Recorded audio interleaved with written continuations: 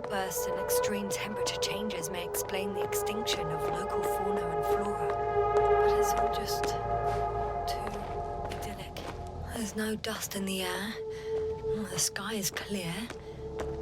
Games colloquially known as walking simulators often get a bad rap because many believe that the inherent simplicity of gameplay, along with an emphasis on narrative, make for a weaker game. While I'm in no way going to try swaying you one way or the other in the argument, it is worth addressing the fact that, at its core, the Invincible is essentially a walking simulator.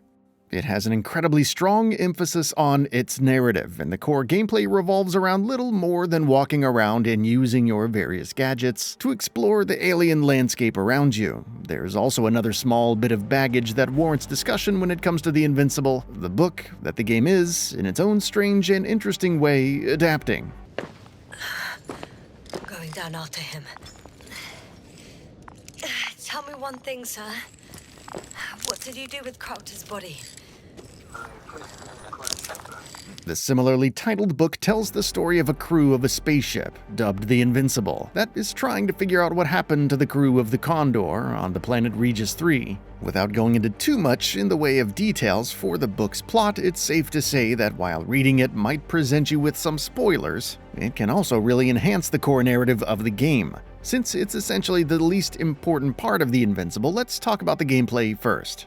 Tasked with finding your missing crewmates, you have to explore Regis 3 by making use of maps, landmarks, and other tools at your disposal. When you get right down to it, there aren't really too many verbs in the Invincible. What matters is that you'll find.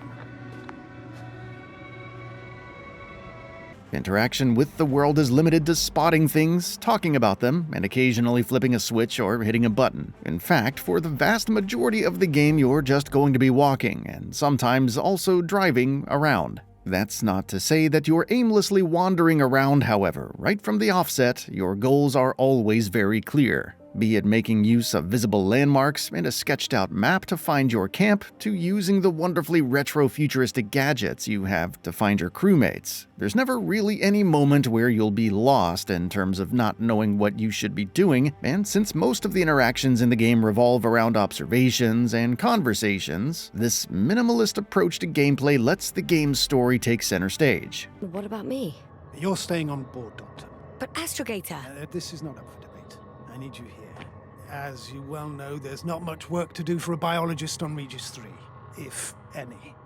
Setting everything else aside, the single best thing about the Invincible is its approach to futuristic gadgets. Harkening back to the Art Deco aesthetics, just about everything you find in the Invincible feels like it would be right at home in a show set in the 1900s. The design of just about everything is a wonderful mix of the impracticality of classic sci-fi tropes and the practicality of modern-day technology. I have to especially give a shout out to the scanner, which lets you detect any nearby signals. Rather than making use of a more modern screen, the scanner in the Invincible instead makes use of a circular array of LEDs, each of which can blink depending on the position of the signal relative to where you're standing and looking. In essence, it's basically an incredibly low-resolution screen, and by far my personal favorite sci-fi gadget design in a while. Other technology was seemingly designed in a similar way, with robot companions that feel like they belong on the cover of a pulpy sci-fi novel from the 60s, or even the metal detector essentially being a big CRT screen attached to a camera and a pistol grip.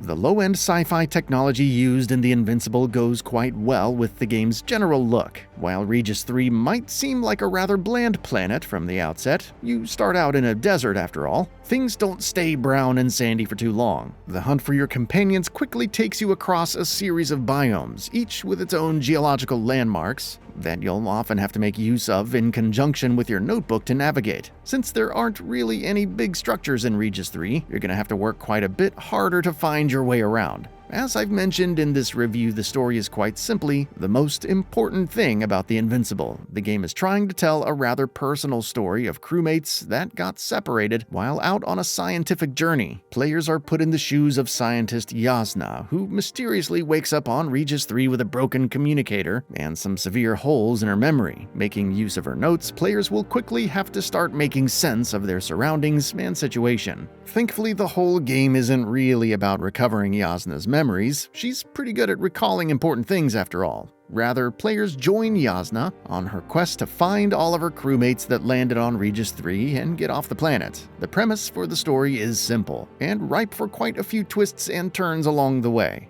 Alongside learning the fate of her crewmates, Yasna also discovers that something about Regis 3 is incredibly strange. Interestingly, a lot of the intrigue is left to be pondered, and the game isn't particularly forthcoming with answers, choosing instead to focus on some of the more philosophical aspects of the story. The key mystery, however, revolves almost entirely around the nature of Regis 3 as a planet, and why the only fauna that seemed to have evolved on the planet doesn't seem keen on leaving its oceans. The quality of the writing in The Invincible is held up to quite an extent by its rather spectacular voice acting and direction, both in terms of visuals as well as audio. They're moving away from us. From us? We're talking about an artificial robotic gizmo. Right from the probe. As soon as I swim closer to them. Every action you can take in the game feels like it has some real weight to it, and even the simple act of hopping off a ledge can feel like an ordeal of its own, thanks in large part to the fantastic audio. Yasna in particular comes off as a wonderfully believable character, even if her propensity to fall into flashbacks can start feeling somewhat annoying at certain points.